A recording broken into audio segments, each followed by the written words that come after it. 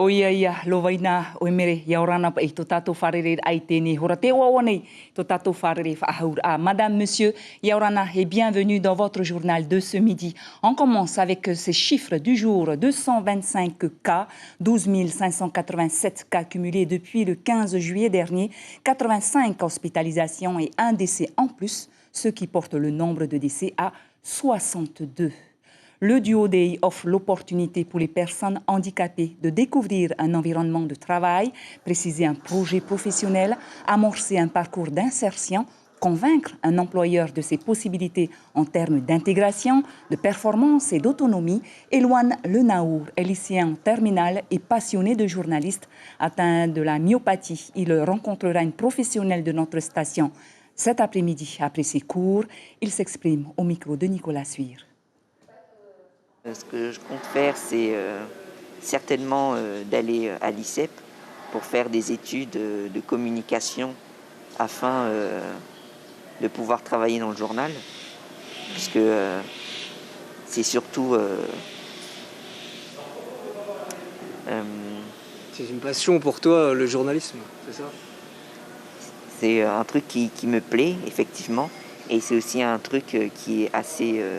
simple pour moi parce que je sais que tout est accessible à Tahiti.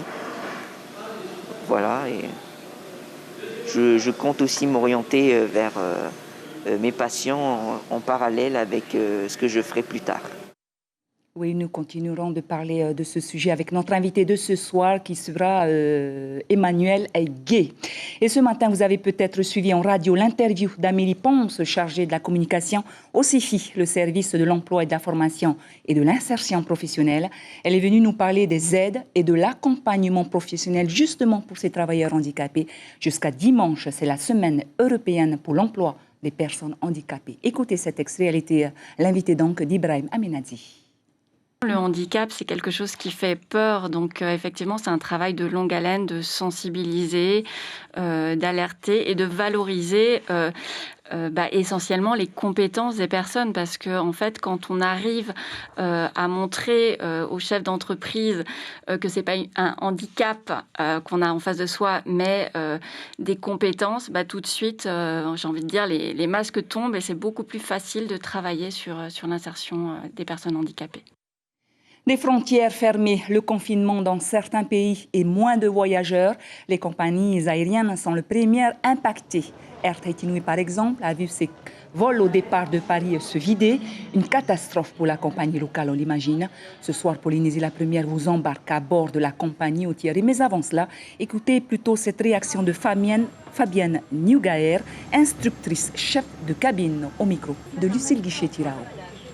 Aujourd'hui, notre préoccupation première, ce sont les gestes barrières et toute la partie sanitaire pour mettre en avant la sécurité à bord de nos avions, aussi bien pour les passagers que notre propre sécurité. On a hâte que cette situation redevienne à la normale en espérant qu'un vaccin soit trouvé.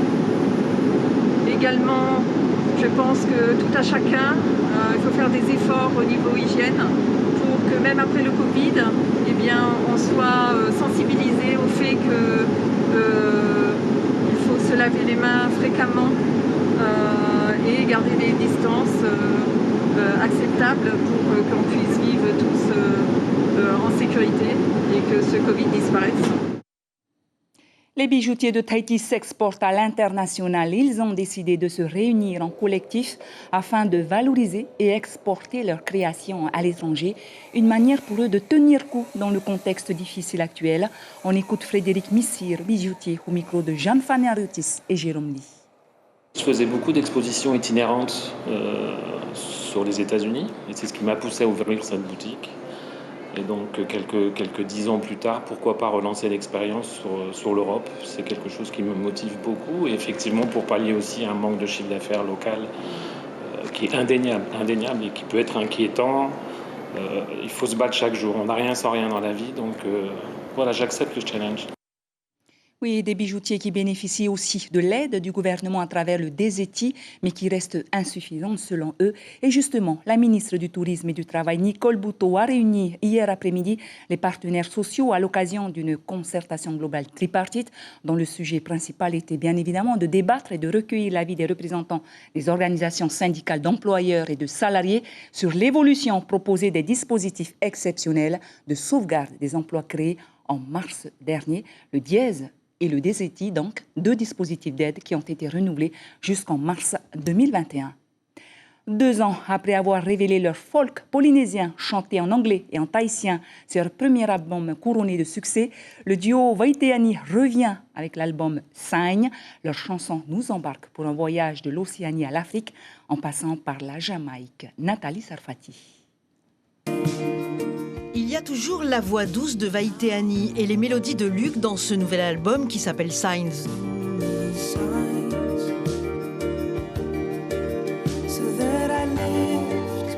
C'est leur 2e production totalement indépendante, financée en grande partie par une collecte de fonds.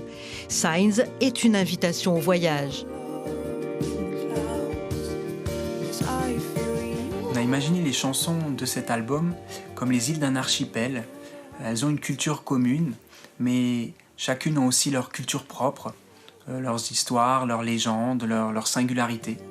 Signs, c'est aussi le titre d'une chanson dont le clip a été tourné en Polynésie, un hommage à la maman de Vaiteani, disparue en 2015.